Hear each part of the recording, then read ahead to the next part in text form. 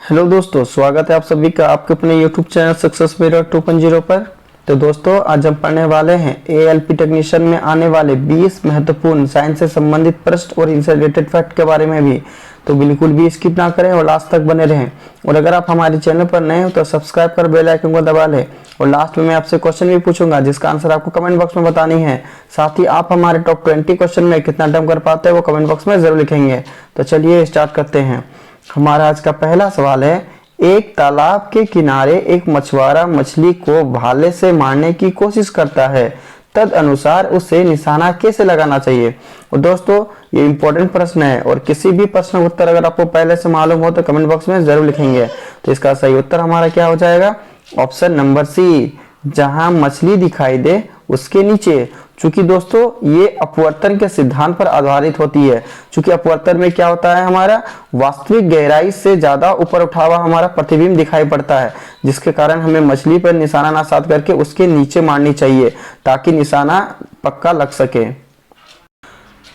हमारा अगला सवाल है, बरसात के दिन जल पर छोटी तेलीय परतों में चमकीले रंग दिखाई देते हैं, यह किसके कारण होता है? तो बरसात के दिन में अक्सर देखते हैं कि छोटे छोटे जो तेलीय चमकीले रंग के दिखाई पड़ते हैं, चमकता हुआ नजर आता है।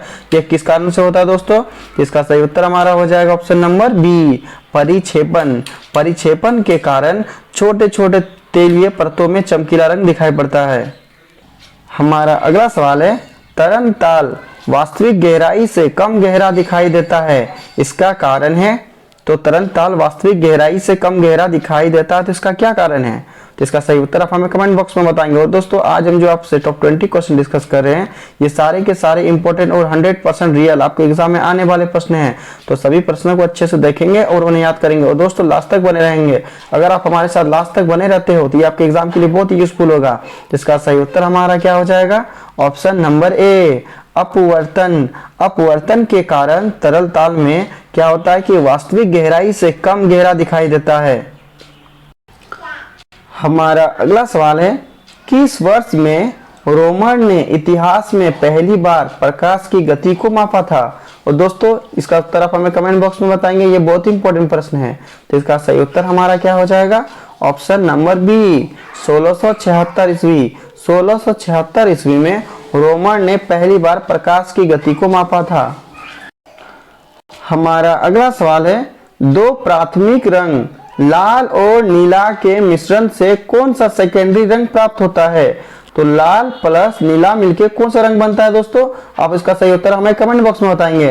तो लाल प्लस नीला बनके हमारा बनता है मैजेंडा बनता है दोस्तों। यानी इसका सही उत्तर हमारा हो जाएगा ऑप्शन नंबर सी, मैजेंडा। दो प्राथमिक रंग लाल और नीले के मिश्रण से मैजेंडा रंग प्राप्त होती है। हमारा अगला सवाल है, सोडियम वाष्प लैंप प्रायः सड़क प्रकाश के लिए प्रयुक्त होते हैं, क्योंकि? तो इसका सही उत्तर हमारा क्या हो जाएगा? ऑप्शन नंबर बी, इसका प्रकाश एक वर्णी है और पानी की बूंदों से गुजरने पर विभक्त नहीं होता, जिसके कारण सोडियम वाष्प लैंप प्रायः सड़क प्रकाश के लिए प्रयोग किया जाता है। हमारा अगला सवाल है, अणुचुंबकत्व पदार्थ कैसे होते हैं? तो अणुचुंबकीय पदार्थ कैसे होते हैं? तो इसका सही उत्तर हमारा हो जाएगा ऑप्शन नंबर डी, चुंबक की ओर दुर्बल बल द्वारा आकर्षित होते हैं। चूंकि दोस्तों, अणुचुंबकीय पदार्थ में क्या होता है, जब अणुचुंबकीय पदार्थ को चुंबकीय क्षेत्र में रखा जाता है तो वह थोड़ा सा यानी दुर्बल बल द्वारा आकर्षित होता है, जिसके कारण उसे अणुचुंबकीय पदार्थ कहते हैं। हमारा अगला सवाल है, घोड़े द्वारा ले जाई गई एक घोड़ा गाड़ी किसका उदाहरण है? तो घोड़े द्वारा ले जाई गई एक घोड़ा गाड़ी किसका उदाहरण है? तो इसका सही उत्तर हमारा हो जाएगा ऑप्शन नंबर डी, शारीरिक बल। शारीरिक बल के कारण घोड़ा क्या करता है? घोड़ा गाड़ी को खींचता है। हमारा अगला सवाल है, फूल का निम्नलिखित में से कौन सा भाग पुंकेसर का भाग बनता है? तो इसका सही उत्तर हमारा क्या हो जाएगा? ऑप्शन नंबर बी, एंथर, जिसे हम लोग परागकोश भी कहते हैं दोस्तों। परागकोश में क्या होता है दोस्तों? पुंकेसर भाग बनता है। हमारा अगला सवाल है, निम्न में से कौन एक अकार्बनिक यौगिक है? तो इसका सही उत्तर हमारा क्या हो जाएगा? ऑप्शन नंबर बी, जल, जिसे हम लोग दोस्तों H2O बोलते हैं, यानी H2 प्लस O2 का संयोग से दोस्तों हमारा क्या बनता है, H2O का निर्माण होता है, जो कि एक अकार्बनिक यौगिक है। हमारा अगला सवाल है, निम्नलिखित में से किस तत्व की संयोजकता शून्य है। तो दोस्तों जैसे ही क्वेश्चन में हमसे पूछा गया कि संयोजकता शून्य होनी चाहिए, तो दिमाग में तुरंत हमारे आनी चाहिए दोस्तों कि 18वें समूह में, यानी 18वें समूह में हमारा क्या होता है दोस्तों, अकीय गैसों का समूह होता है, जिसकी संयोजकता क्या होती है, हमारा शून्य होती है। तो यहाँ पर चारों ऑप्शन में हमारा अकीय गैस कौन सा है दोस्तों, तो सही उत्तर हमारा क्या हो जाएगा, option number C, helium. Helium दोस्तों अकीय गैसों का समूह का गैस है, जिसके कारण इसकी संयोजकता क्या होगी, हमारा शून्य होगी।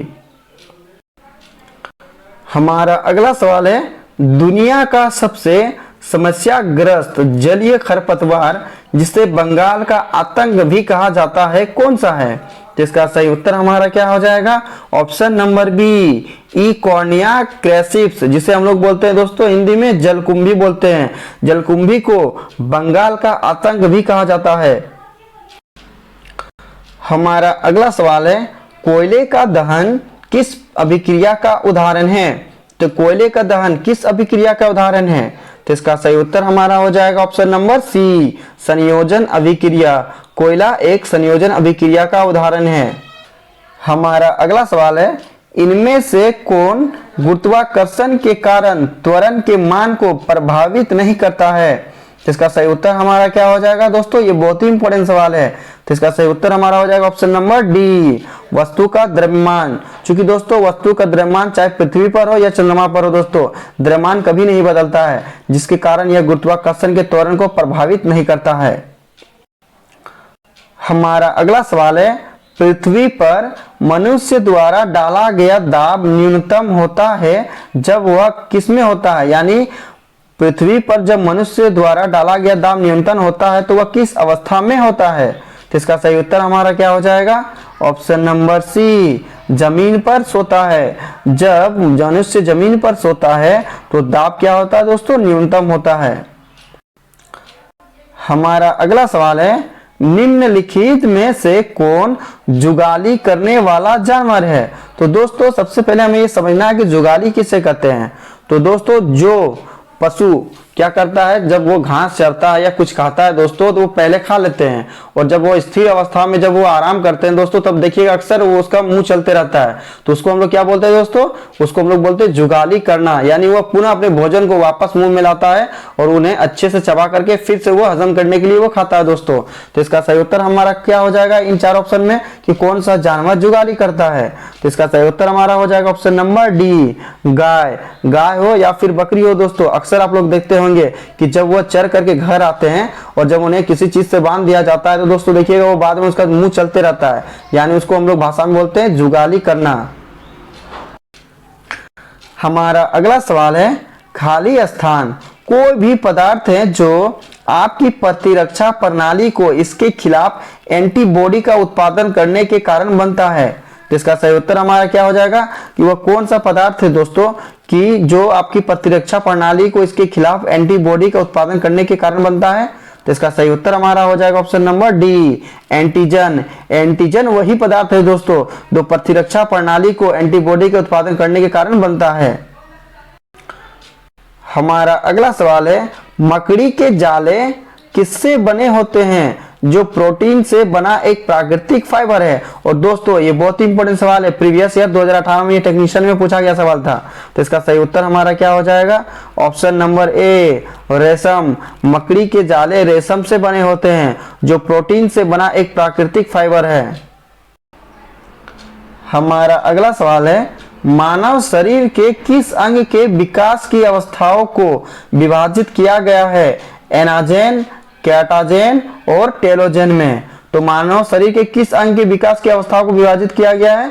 तो इसका सही उत्तर हमारा हो जाएगा ऑप्शन नंबर ए, बाल। बाल को दोस्तों 3 अवस्थाओं में विभाजित किया गया है, एनाजेन, कैटाजेन और टेलोजेन में।